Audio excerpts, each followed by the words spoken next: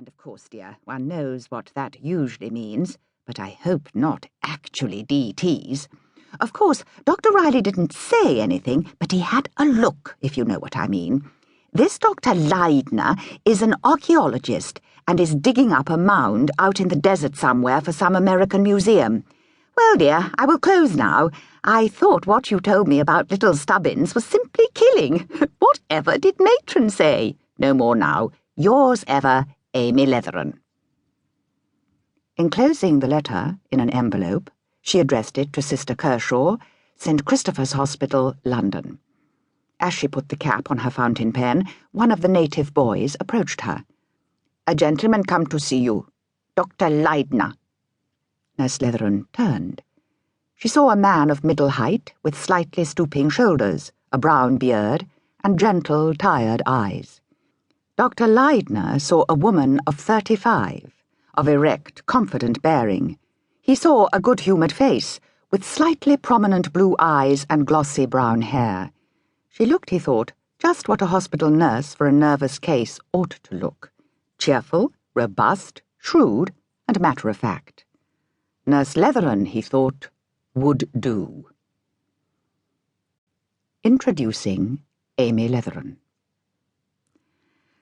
I don't pretend to be an author or to know anything about writing. I'm doing this simply because Dr. Riley asked me to, and somehow, when Dr. Riley asks you to do a thing, you don't like to refuse. "Oh, but Doctor," I said, "I'm not literary at all." "Nonsense," he said. "Treat it as case notes, if you like." Well, of course, you can look at it that way. Dr. Riley went on. He said that an unvarnished, plain account of the Tel Yarimja business was badly needed. If one of the interested parties writes it, it won't carry conviction. They'll say it's biased one way or another. And of course that was true, too. I was in it all, and yet an outsider, so to speak. "Why don't you write it yourself, Doctor?" I asked. "I wasn't on the spot. You were. Besides," he added with a sigh, "my daughter won't let me." The way he knuckles under to that chit of a girl of his is downright disgraceful. I had half a mind to say so when I saw that his eyes were twinkling.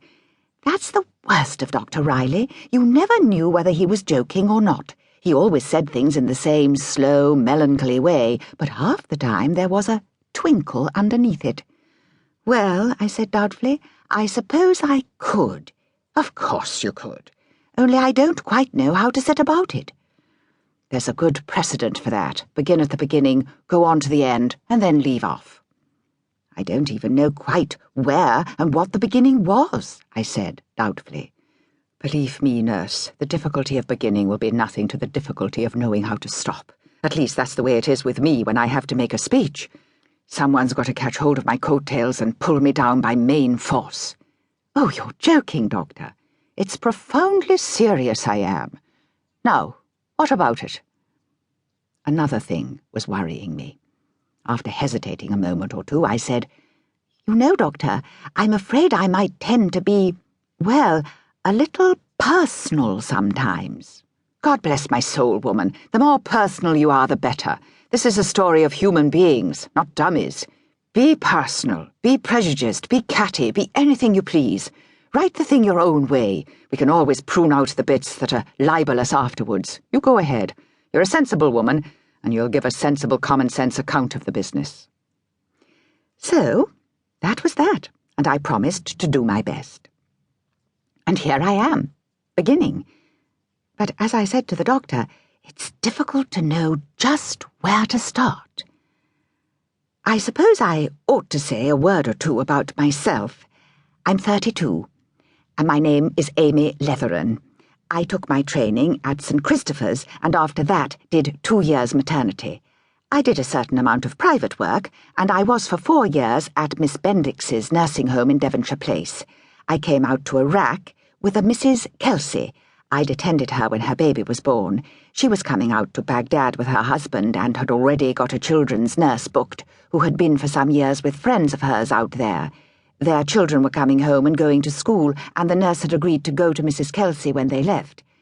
Mrs. Kelsey was delicate and nervous about the journey out with so young a child, so